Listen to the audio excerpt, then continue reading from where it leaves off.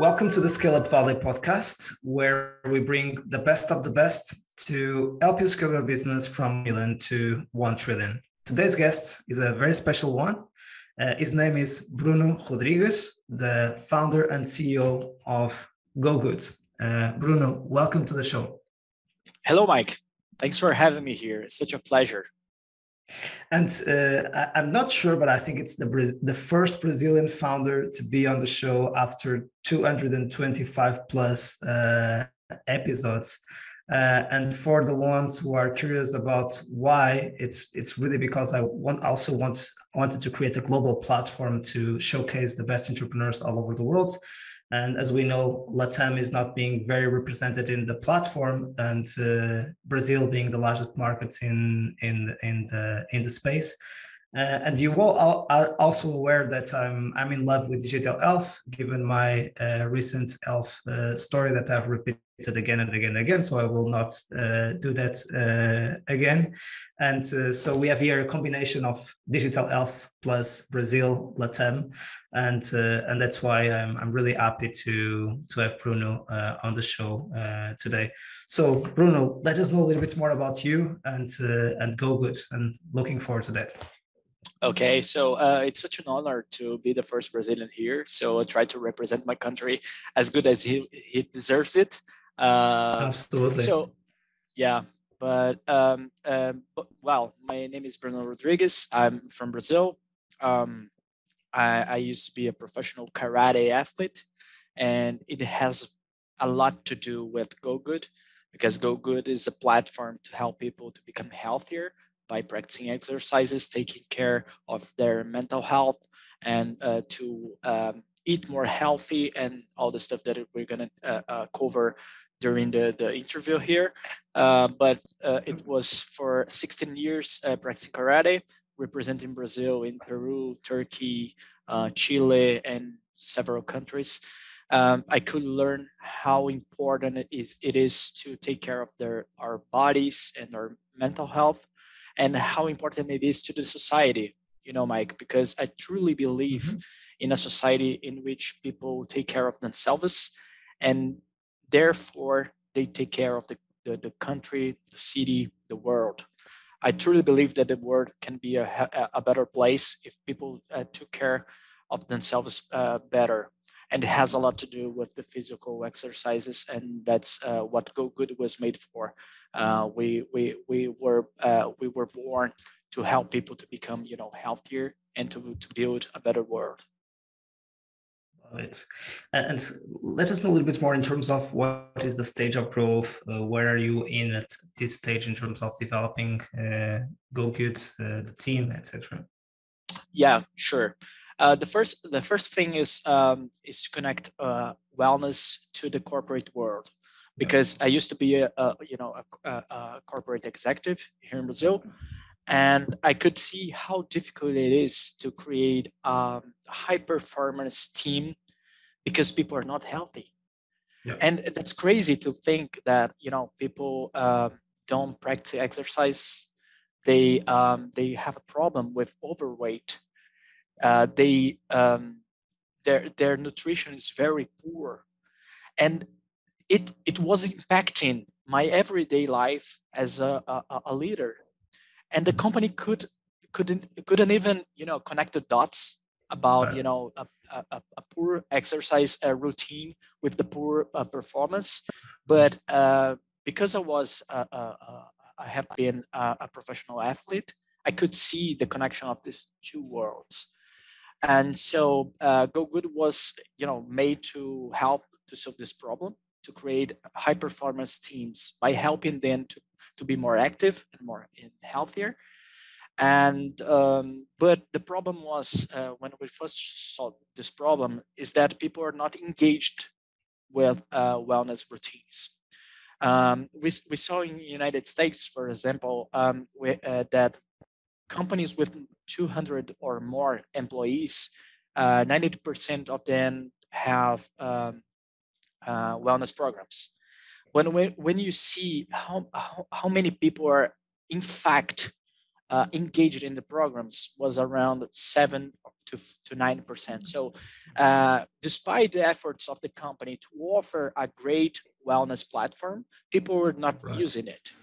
So GoGood was made not only to help people, to have the best access to wellness platforms of the market, but to help employers to engage their employees in this kind of routines. So GoGood was made to make wellness services as cheap as they can be. The more accessible they are, the more people participate in that.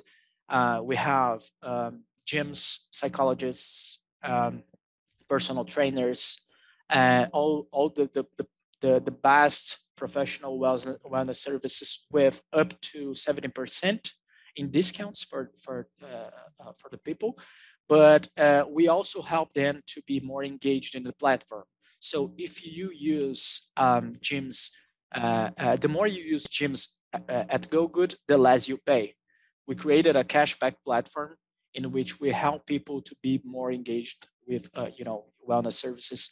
So that's why we have 2 times higher engagement rates compared to a gym by itself.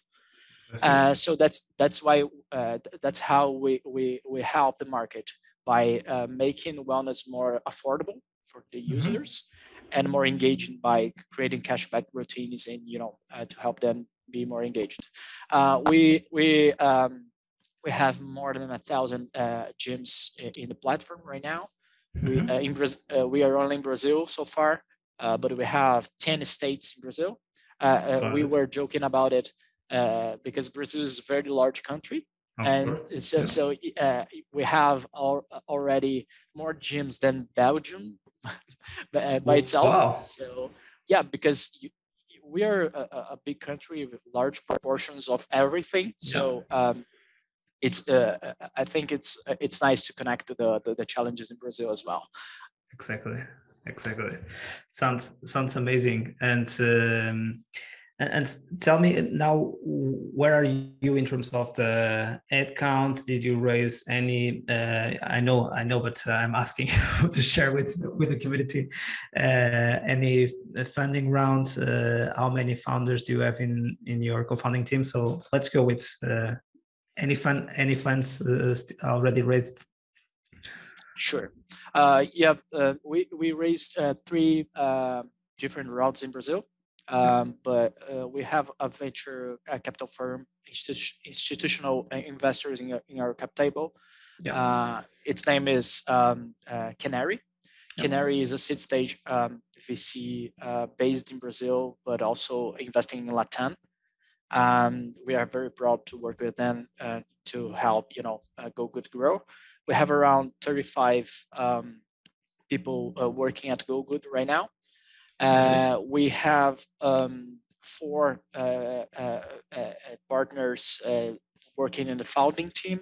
I have one co-founder, Leonardo Borba is the CTO. He has a software engineer background. He's a PhD in development software. So when we first met, when we first worked together, I worked with business development, and he worked with making things happen in the technical side. Love it. I love your why and the passion that you talk about your why and what you are doing with GoGood. For the ones who are watching us on YouTube, there is the signature that I'm not able to resist the temptation to translate into English. So which is decide to change, and I think that the name explains everything. GoGood, and for the ones who speak Portuguese who are listening, decida mudar, and for the ones who want to learn Portuguese as well, right? Of course, we need to have a flavor with Portuguese from Brazil that is always a little different in some expressions and so on, and we can get into some complication in terms of communication if we are not aware of those differences. for the ones who are guessing about the language issue. But let's jump into one of the topics that I know that you love to talk about, and that's part of what you are solving with GoGood, which are the challenges of the healthcare system in terms of engagement. So, what are some of the trends? What are some of the issues, the challenges that you are seeing on your own track or journey? Yeah, sure, Mike. Thanks for asking this question, because we see lots of inefficiencies in the wellness industries.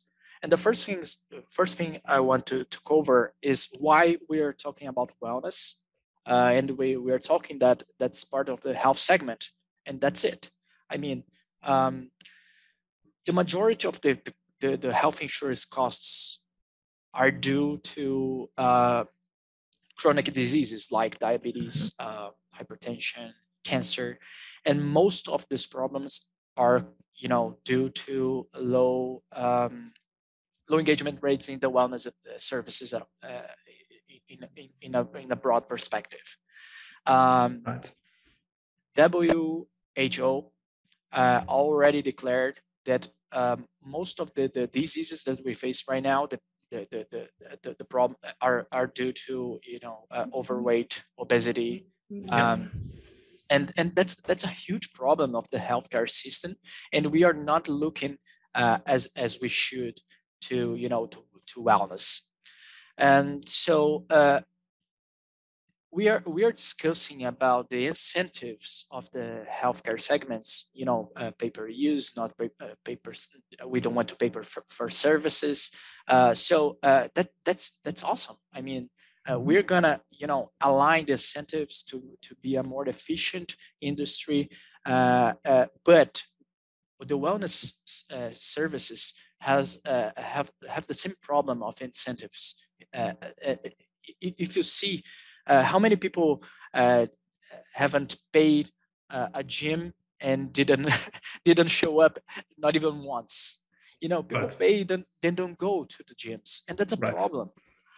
If you see the numbers of an average gym, not only in Brazil but worldwide, people stop using gyms after 4 months of usage. The drop-off rate is 27% each month. So that's a problem, because people are not being healthier because they are using the gyms. They stop using it. And on average, they use 4 times on a month the gyms. And that's also a problem, because if you just go 4 times once a week, right?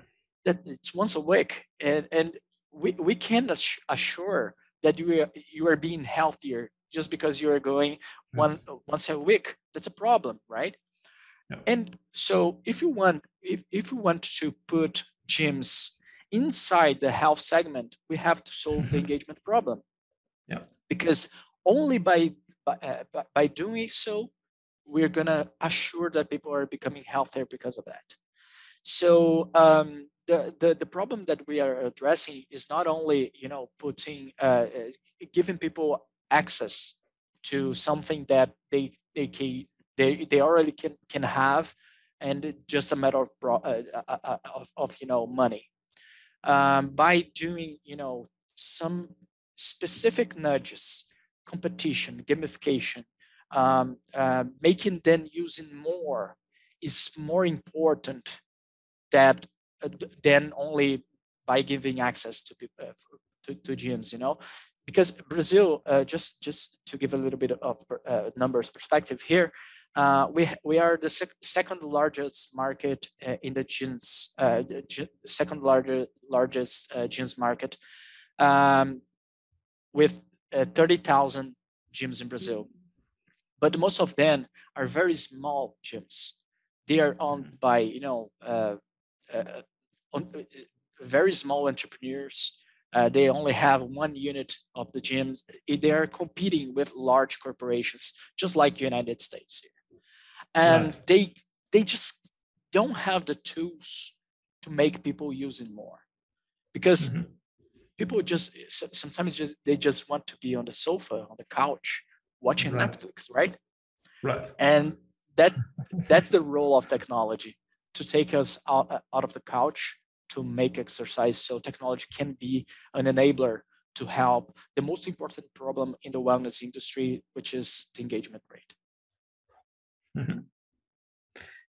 That's a great point. And when you were talking that Brazil is the second largest market in terms of gyms, the US is the first one, or Yeah, China? yes, Okay, the first one is United States with 45,000. 45,000. Because you said that's 30,000 in terms of the number of Yeah, gym in Brazil. Brazil, which is huge. And we know also that Brazil has a culture of very oriented to health and going to the gym, right? So there is also that trend, or is this a perception from the outside? Yeah, it's a perception from the outside. Okay, that I saw that you were Unfortunately, smiling, and I wanted to clarify because that's part of the benefits of having this global platform, is that we are able to see the differences and to see the perceptions of people around certain markets, and to get real people from the market, from the ground, with boots on the ground, to talk about their own reality, right? yeah, unfortunately, that's not true. I mean, we have 220 million people in Brazil. So the outside perspective is that we are known for, soccer, volleyball, and all the sports, but unfortunately, we have one of the largest overweight rates worldwide. Right. Obesity rates are scaling so fast in the last 10 years here in Brazil, and that's a problem. I mean, we are not only that's not only a nutrition and low activity, physical activity rates, but also we have mental problems Right. here in Brazil. I mean, we are the third country with more, depression, anxiety rates. So that's Right. we because we have many people, we are a very large country. We have large problems as well Exactly. when you talk about wellness. So unfortunately, we are working to solve that. Yeah, and it's proven that definitely the wellness and the space where you are helps to prevent or to improve the symptoms of mental health issues, and of course also physical health. And there is also nowadays the food and nutrition component, how it affects the gut and the connection between the guts and the brain. I'm aware of that because of also the autoimmune conditions. It's all about reducing inflammation and so on. And of course, exercise, meditation, reducing stress are important stuff to do to reduce the triggers for inflammation, and to avoid or to manage chronic conditions in a certain way. Good. That's definitely great what you are doing. Let's go a little bit about educating our audience, especially for the ones who are interested to know more about Brazil and Latin America region, and also for the ones who are listening from Brazil to the show. If you could share a little bit more about the Brazilian ecosystem, namely, we discussed this, that typically we talk about the scale of the US, and in terms of Latam, the scale of Brazil is completely different from the scale of Chile or Colombia. It's a different animal in terms of what it demands from an entrepreneur and the kind of scale that it can get into. So, which is much better opportunity with the size of the market, but also more challenges to leverage that size of the market and the size of the opportunity. So, what is kind of our overview, some of the tips for the ones who are considering Brazil as a market, as an entrepreneur? Oh yeah, I think the most important difference here is the how large Brazil is, because when you have more than 200 million people, that uh, makes your internal market very large and very appealing to any company to scale inside the country. And sometimes you don't need to go abroad to make a big business. So it's different from the majority of the countries that are, they are created by design to be global. Sometimes you are not created to be global. And in Brazil, you can be very big being a local company. So sometimes um, very huge companies are not known abroad because of that, But I can see that in the last few years, we have very ambitious and global entrepreneurs in Brazil, and they are cracking the whole ecosystem to put more money in it and to create very global and big companies. I think Brazil is gaining also motivation, and we're believing in ourselves more right now. As being a developing country, sometimes you can look to ourselves and think that we are not able to do global business, but that's not true at all. We can see some very good cases of global companies that are being born in Brazil and becoming unicorns and scaling over worldwide. And I'm sure that in the next few years, Quinto Andar, for example, what we is the have name? Loft Exactly. it's a very huge Latin company. We have public companies that opening capital not only in Brazil but also in the United States, NYSE. We have several great cases and I'm sure that in the next few years we're gonna see even more good cases of Brazilian companies scaling worldwide and transforming the whole society. So there is a lot of unicorns now coming from Brazil for the ones who are less aware, and it's really an explosion of the ecosystem in the last years, right? Yeah, I think to global investors sometimes is hard to understand Brazil because we once in a while we have crises and we have political and financial problems, but at the same time we have a very complex society and with a lot of inefficiencies. So uh, if you just build a small company, you're not going to help the industry because you have to solve several problems at the same time. That's why Quinto Andar, for example, if he just become a real estate, very nailed company, he wouldn't be as big as it is. They had to solve all the market to to increase the experience, to make the experience of his customer better. Yeah, and that's why they are so big. And so I also think that entrepreneurs that that are built here in Brazil, they are more resilient. They are able to to crack the whole system to make things really big. So I truly believe that we are a pool of good companies here. In the next few years, we're gonna show the world probably that we can be very competitive in a global perspective.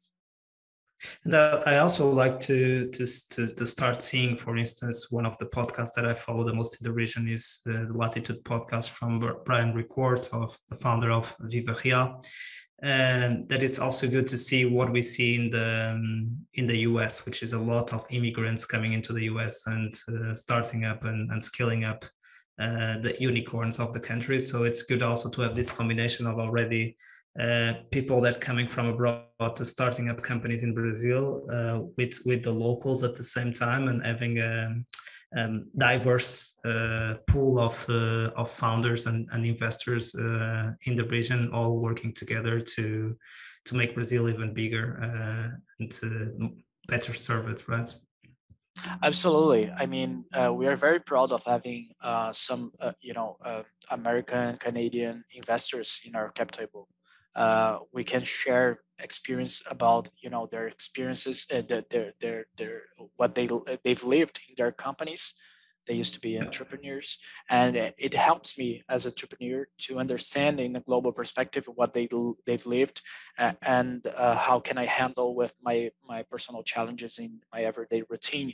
So it I can see that in the first years of entrepreneurs tech system here in Brazil, uh, they're built for by American guys, Canadian guys, European guys, and that's awesome. I mean, they're helping the whole society by exchanging knowledge and by making showing to everyone that it is possible It's to possible. create a Exactly. big, yeah.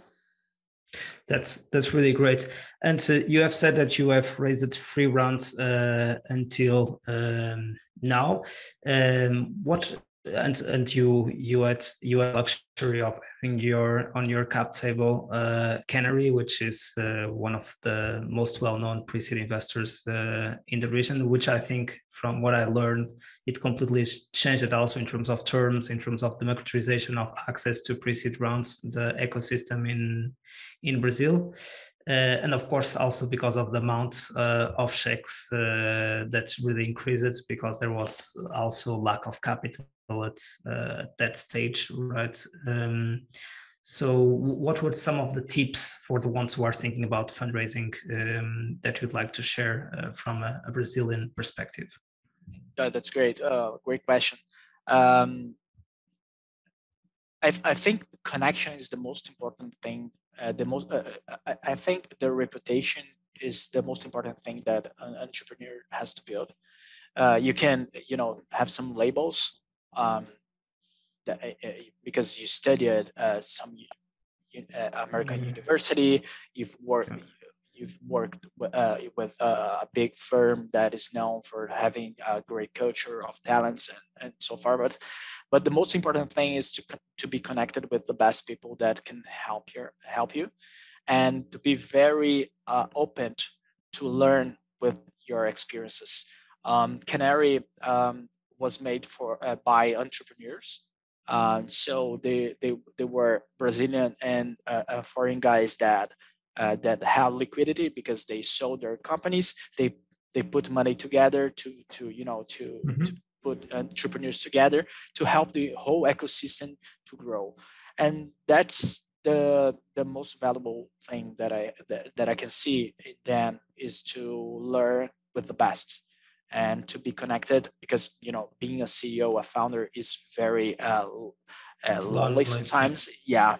And you have the connection to learn with them. That's just awesome. So I don't know if I'm the best person to share about fundraising experience, because I consider myself a learner uh, in, uh, in this topic. But to be connected with the best, to really be open to learn with them, and to be connected, to ask connections from those people to other people, probably will increase your chances to create a big company, VC backed company. I truly believe in that. Yeah. So in other words, what you are kind of sharing as your advice is being able to connect with the best pre-seed investors that will open up their networks and will help you out navigate the fundraising process much easily, because of course you also have a stamp of quality when you are filtered as a great opportunity by themselves. If Canary is investing, it is much easier for other potential investor to open their door to listen to your pitch and to get to know more about your company than if you are not connected with a firm like Canary. I think so, but not only that. I mean, Mike, the best opportunities I have in at GoGood was because I wasn't selling anything. I was Right. not trying to fundraise. I was just, trying to learn with people and to share my challenges and to be Right. very open about it. I mean, Mike, hey, Mike, I have a problem in this. I know that probably you face some of these challenges. Please let me know how you would handle with that. Or like, oh, Mike, I'm doing that here in Brazil, trying to scale to be a national platform. How do you see this model in Europe or the United States?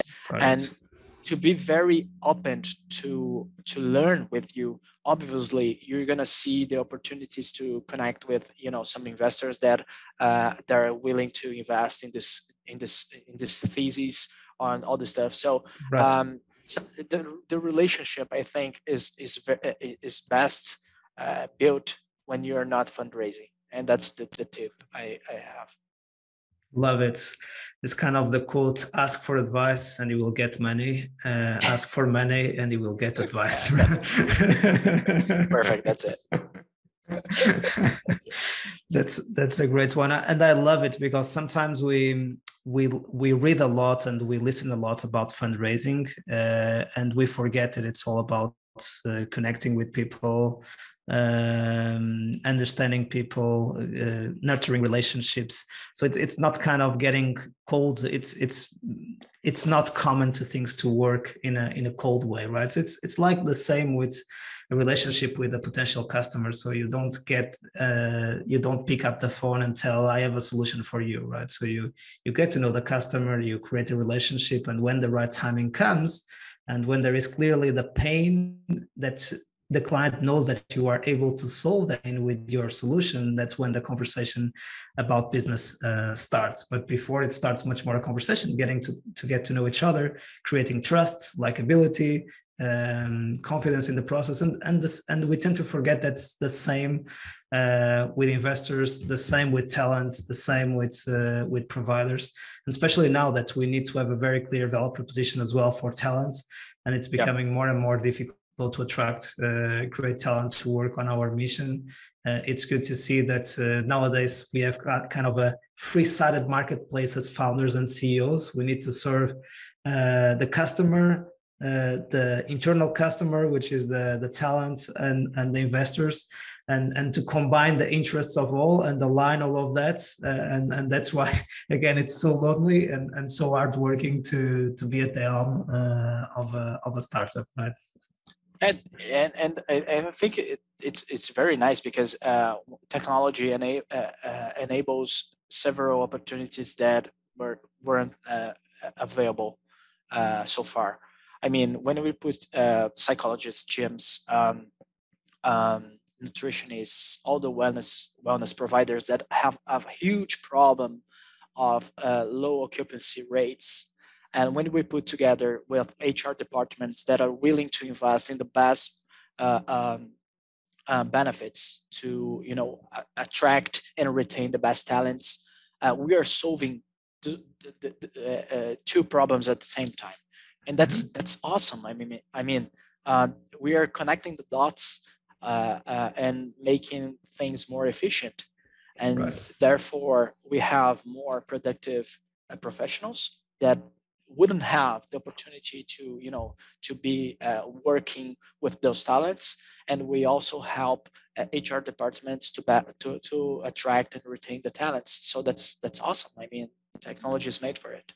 Exactly. So that's a great value proposition also of GoGood to employers and to help to retain talent and to make talent healthier with your purpose. Awesome. And you talked about your co-founder, which is also the CTO. I'm sure that a lot of the founders that are thinking about starting their own company, especially in the wellness or health space, understanding the right mix in the founding team. So we would love to have much more hats in the founding team, but it's simply impossible to have everyone there from the day one. So how was the process of building your founding team and selecting what you needed to move forward with your idea into execution mode? I was lucky. I was very lucky actually, because Borba, which is almost a brother right now after 6 years of being entrepreneur together, and we are very, very alike in our values. Can you imagine how hard it was during the pandemics on the first lockdown to see our revenue by decreasing 95%? Oh. and we were crazy. And if we hadn't the connection that we have, the belief in each other, it wouldn't be possible to go on. And we are facing the best moments of the company because we survived of the first lockdown, the second lockdown, and so on. So that's why the connection between us is more important than the complementary that we have in the technical positions. I mean, Mhm. we also have it. I mean, he's a developer. He's a computer science professional. He has a very technical background, and I'm a business development guy. I like sales, marketing, strategy, and all the stuff. So we are very complementary. But on the top of it, we are very connected on our purpose to change lives and change it for better, and to be very resilient to make it happen. So how we did it? Actually, we started as friends, and we were living in the same city some years ago, and we used to go out to have some friends in common. And Borba was known as the genius guy of the PhD university, that declined to work at Google, and who was like, "Oh my God, Borba Wow. didn't want to work at Google." Several years ago, it was crazy, right? And I was like, I want to work with this guy. Exactly. He's probably very good. so, so I was happy to engage him in my first idea. Right after I finished a program of innovation and entrepreneurship of Stanford GSB called Stanford Ignite, and right after GoGood was incubated in this program. So when it finished, I decided to drop my corporate position, my executive position, to become an entrepreneur. And he was the first guy that came up into my mind. And we also have another co-founder that is not working with us anymore. That was a friend in common, and he was the first guy that he called to be here with us. So I was lucky, because without him, I don't know what would be capable of doing. Absolutely. As you said, it is very lonely to start up a company and to go Yeah, through those ups and downs and this roller coaster of yeah. leading a company, especially a tech company and a VC backed But I company. mean, I'm So sorry, yeah, Mike. Sorry, go Mike, ahead. but just to make my point, because I was lucky because I don't know how scalable this story is. I Yeah. mean, I had I didn't make a playbook of hiring a CTO and connecting with the people that has the same values that you do. I didn't do that. I mean, it was just gut feeling and the connections that we had, and I was lucky because of that. So that's uh, there is much more organized manners to do that, and But I didn't do that. That's why I was so lucky. that's the second venture, and sometimes when you don't know all that stuff and you are not able to execute, so that's why sometimes it's when things come naturally, it is even better, right? So when we follow that, as you said, the gut feeling and the intuition, in some cases it's a good friend. So let's come up to the last segment of the show, and I feel that we would have much more topics to cover. Unfortunately, it is not possible to stay 3 or 4 hours, but what we can do is to always have you back on the show to keep sharing your journey and to share your lessons on other topics. So this is a segment where I ask a quick question, and the guest gives us a quick answer.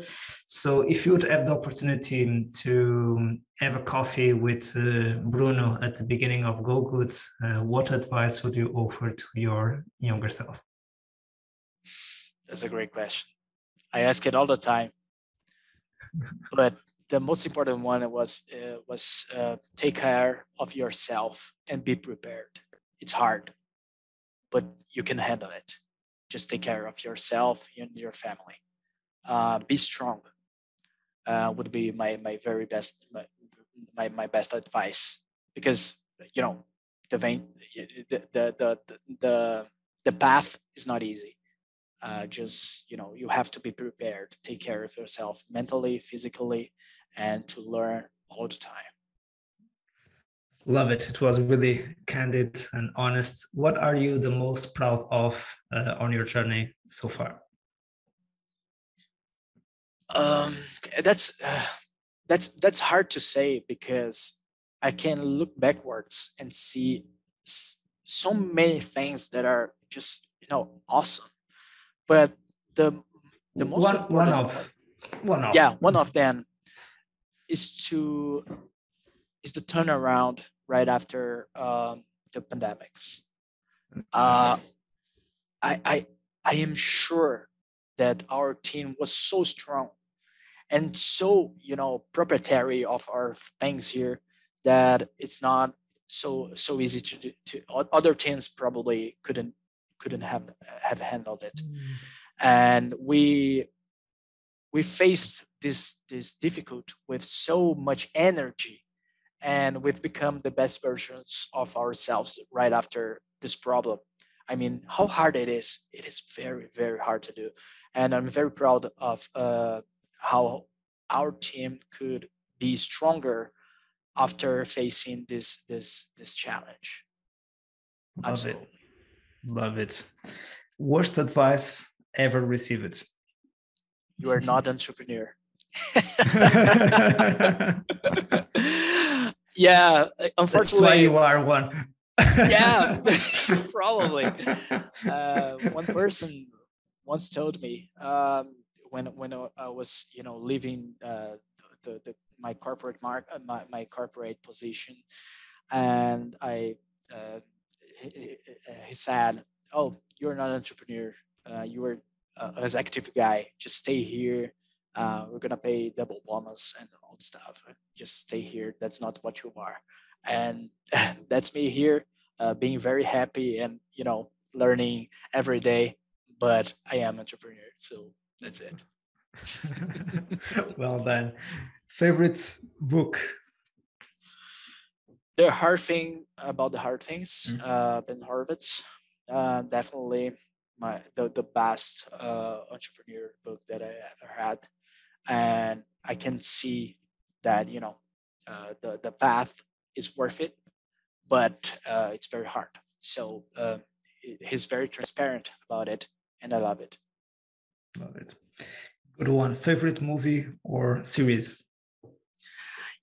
I'm a fighter. I'm still a fighter, because I'm fighting every day to make GoGood better. And I used to fight karate, and Hockey Balboa is my favorite character. Exactly. So yeah, Makes sense. Hockey is my favorite movie, and it tells a lot about our journey, our path, and the things I believe in. About being disciplined, resilient, and to wake up every day with the highest, the best energy that you have to make things happen and to execute things. That's why sports are so important for me, and the way I see the connection between the entrepreneur journey and the sports journey are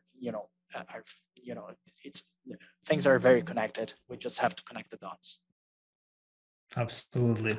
Sports helps a lot, and that kind of discipline that we bring from sports helps in the entrepreneurial journey. I feel the same when I do my uh, long runs.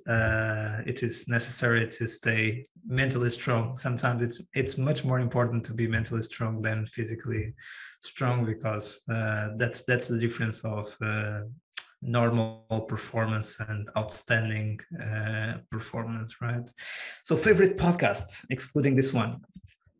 Yeah, we have a Brazilian very good podcasts. Unfortunately, that's in Portuguese, so I'm sorry for that. But I But can listen to that. So, of course, yeah, you have this luck to speak Portuguese. We have Like a Boss. It's a Brazilian like a podcast. boss. Cool. Yeah, Like a Boss. It's a Brazilian podcast. One of the hosts are our investors, but I'm not just telling because of that. But he's Right. awesome, and the stories of the entrepreneurs, the Brazilian entrepreneurs, are very inspiring, and I love it. Um, the Latitude is very good. I love Brian, and Brian was also a professor and a mentor when I first studied at Stanford GSP, and he Wow. inspired me to be here. So thanks, Brian. And we also have the you the guy from LinkedIn, and I just forgot the name. Sorry for that. No worries. And You can always tell me afterwards. Yeah. yeah, sorry for that. But it's a US podcast, American podcast that tells. I know the guy from LinkedIn. It's the Masters of Scale, right? That's Thanks for that. Yeah, Master of yeah. Scale. Yeah. Reid Hoffman. Reid Hoffman, exactly. I was also forgetting the name exactly. Cool. That's really good recommendations. I'm really curious to add the Like a Boss to my playlist and see how it You will goes. enjoy it. Thank you, Bruno. I really appreciate your time, and it was such a pleasure to have you on the show. And great to have Brazil represented. And we will bring more entrepreneurs and founders. And as you know, you are always welcome to come back and to keep sharing your journey with us. We wish you all the luck, and let us know if we can help in any way. Hey, Mike. Thanks for the invitation. I was so proud of being here, and I really enjoyed our conversation. Thanks for that, and thanks for spreading the word about entrepreneurship and health techs. And we need information. We need to exchange knowledge, and I'm so proud of being here to do a little bit of that. Thanks for that. Thank you for your kind words. And to our community, thanks for being there. As you see, we keep bringing you the best of the best to make your life a little bit easier. And as we discussed it during the show, we know that it's quite tough to be at the helm of a startup. But if we have a good support system and a good community, it can be a little bit easier. And that's the purpose of what we do every single day. See you soon and keep scaling.